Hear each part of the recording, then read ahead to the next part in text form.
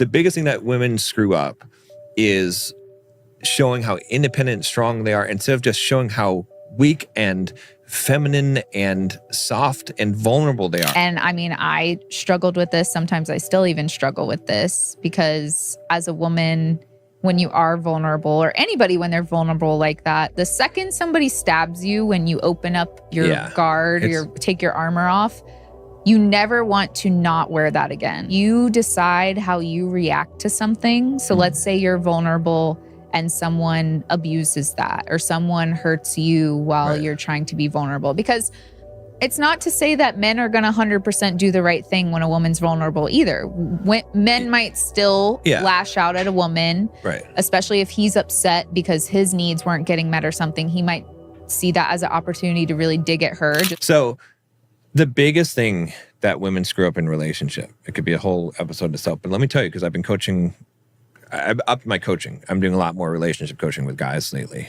And I can tell you over and over again where women screw this up. And believe me, I talk about plenty of things that men screw up, but where women screw this up is trying to show how strong they are to the man instead of being vulnerable. And so when the woman is vulnerable, the guy crumbles. He's like, oh, let me help you. She gets through to him immediately. But when she's soft and vulnerable in an argument, whatever it is, right? When she's like, I'm the alpha, chick in this relationship, or like, I don't need you, or she tries to show how tough she is, which again, I'm saying this because of the career thing. Because that's what Jake was saying was like, stop this, stop posturing. Like the career thing, forget about that. Like, that's not going to attract a man by showing how independent and strong you are. So the biggest thing that women screw up is showing how independent and strong they are instead of just showing how weak and feminine and soft and vulnerable they are. Like when you come to a man like that, immediately it takes everything out of him from the argument. It takes everything, like he's doing what you want. You can completely control a man just by doing that. Now, I'm not saying that you should, but I'm saying you have so much power as a woman when you do that. And I'm seeing this more and more as I'm coaching guys, and I'm helping them to lead and to fix the things. But I'm like, wow, like it's like, man, women are just missing this so badly. Well, it's an act. Yeah. And they might get upset over that. And even if it's not, they don't feel like it's an act. It's something that they've adopted that isn't natural to them. And it's because they got hurt somewhere by being vulnerable. And so they put on this facade. Right. And they fully believe it and they fully embody it. Yeah. And that feels safer to them. Yeah. But you're right. And I mean, I struggled with this. Sometimes I still even struggle with this because as a woman, when you are vulnerable, or anybody when they're vulnerable like that, the second somebody stabs you when you open up your guard or take your armor off, you never want to not wear that again. Men are the same way. And so women are terrified to show their softer side because they feel like they'll be hurt again like they were for the first time. But what women need to realize, and like you said, is that you can be vulnerable and not allow a dagger to your chest after you took your armor off to hurt like it did the first time. It's still going to hurt when you're vulnerable and somebody still lashes out at you or treats you poorly when you are trying to come to them in a very vulnerable state. But when you realize that you decide how you react to something, so let's say you're vulnerable and someone abuses that or someone hurts you while you're trying to be vulnerable. Because it's not to say that men are going to 100% do the right thing when a woman's vulnerable either. Men might still lash out at a woman, especially if he's upset because his needs weren't getting met or something. He might see that as an opportunity to really dig at her, just like women do the same thing, is use when men are vulnerable to really dig at them, because that's when you can really hurt somebody, anybody. You have to realize that you can decide what you do with that. You can decide whether it was a big enough dig to draw a boundary, which is probably what you should do. Whereas look, I came to you in a vulnerable, kind way and you treated me this way.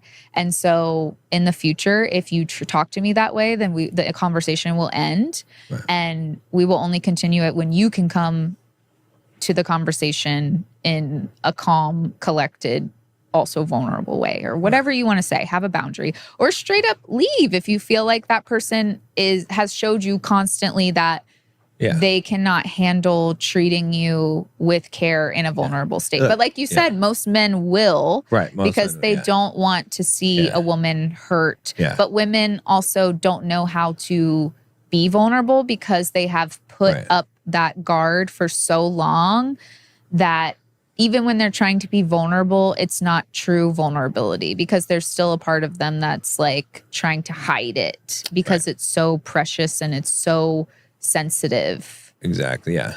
You'll see too in that book, she has a whole section on it, on how to do it, which I think is good, is useful. But yeah, I agree with you 100%. It is hard, and women aren't used to doing it. But I can tell you from, again, and when I'm coaching these guys, there's all the things, like I'm like, okay, like a woman doesn't have to do that necessarily in order for the guy to be like, the guy can bring it out, right? So the guy can bring it out, right?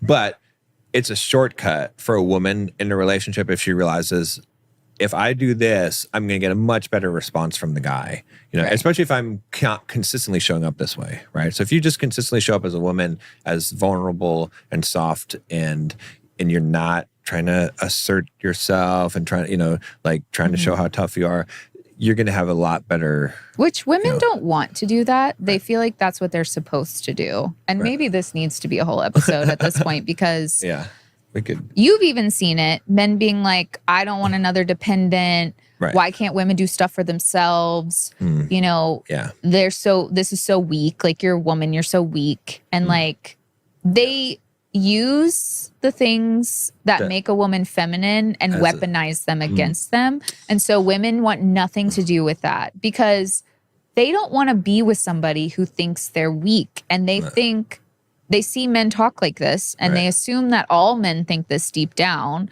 even if a man tells you different, or even if he doesn't act like those guys. She's believing what those guys are saying. Well, when you say weak, what do you mean by weak? Like, why is that a bad thing?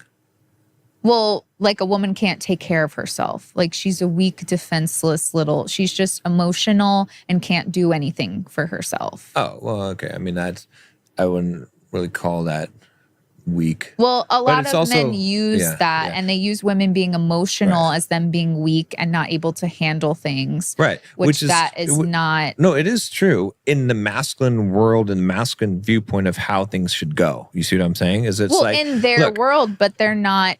Like, they're not women. Like, if it comes to, going and hiking up a thing, and I'm going to like do all this stuff, and then it's like, women are weak in general. Like, but what if she hikes up there with you? Some women can do that, right? But most women, they're not going to be able to do the kind of work. Like, I know that, as a man, and most men know, it's like, like a woman's not going to be able to handle the kind of stuff that you deal with on a daily basis. She wouldn't even be able to handle it, right? So, but here's the thing. Okay, so I'm getting to the good part of this. That's the masculine viewpoint of the man's world, as if that matters, right? And so many men get stuck on this, and they're like, she just doesn't have any ambition, and she just like she needs to toughen up. She like life, like a little thing in life smacks her around, and then she's she can't even stand on her own. She isn't even equipped to handle life, right? And we've had some people we know that have said these things exactly. What I'm talking about, but that's such a wrong viewpoint, because that is doing exactly what you're saying. It's making that into a bad thing. Right. It's like, she's delicate.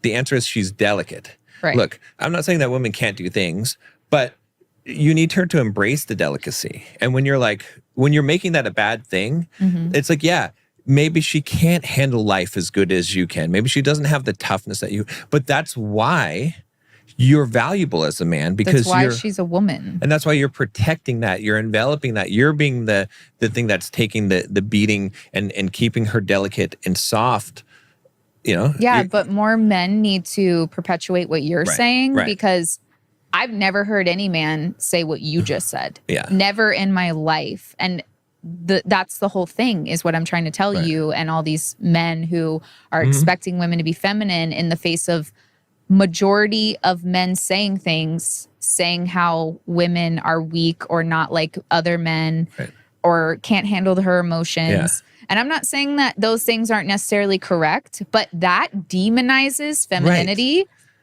Right. And pushes them further from finding the woman that encompasses that, because a woman will never be feminine unless she's around a man who understands and appreciates femininity. And these men say they want femininity, but they don't appreciate that.